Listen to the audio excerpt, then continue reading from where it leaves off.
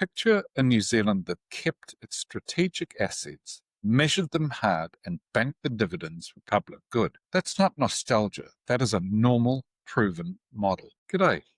Asset sales. Again. And the last one.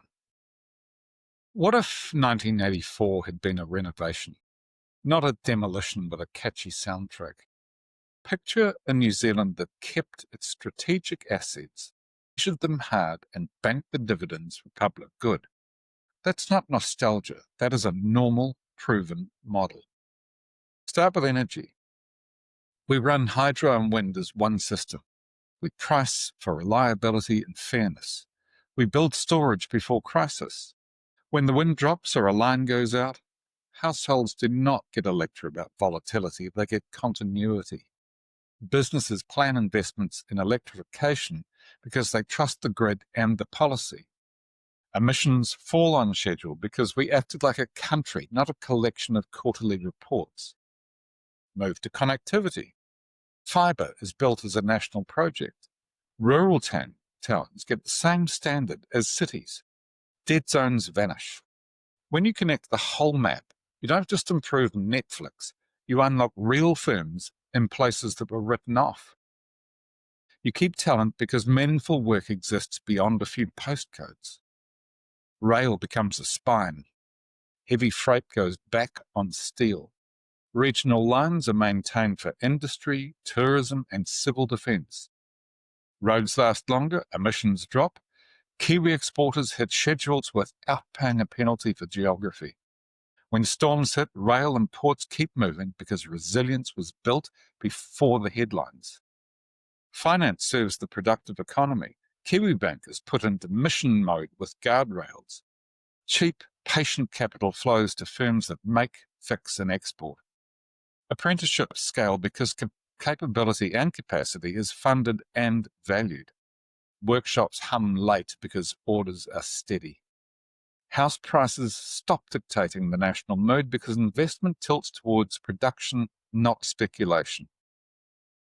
Procurement becomes industrial policy.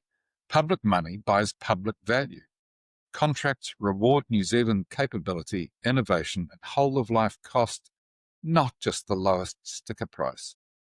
Polytechs align courses to real pipelines.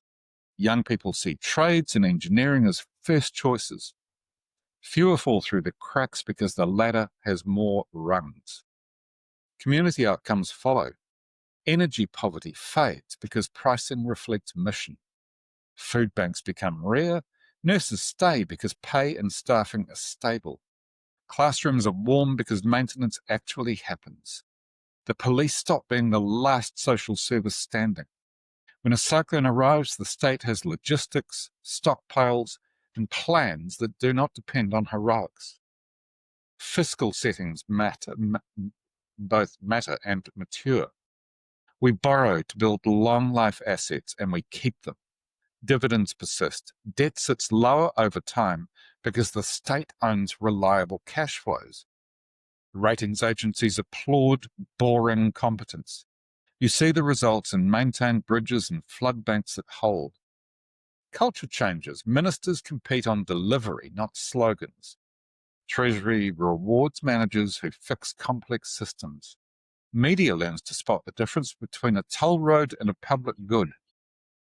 Citizens regain trust because promises match outcomes. This is the New Zealand we could have. Not perfect, just coherent. Public ownership where monopoly lives. Tough regulation where competition is real. Sovereign investment that captures upside for citizens. A tax mix that funds what we build. It's the same toolkit used by countries that value stewardship over theatre. We can still choose it. Keep the keys, keep the dividends, build institutions that outlast vanity. Well, thanks for being here. Please take a look at the extended article that's linked below.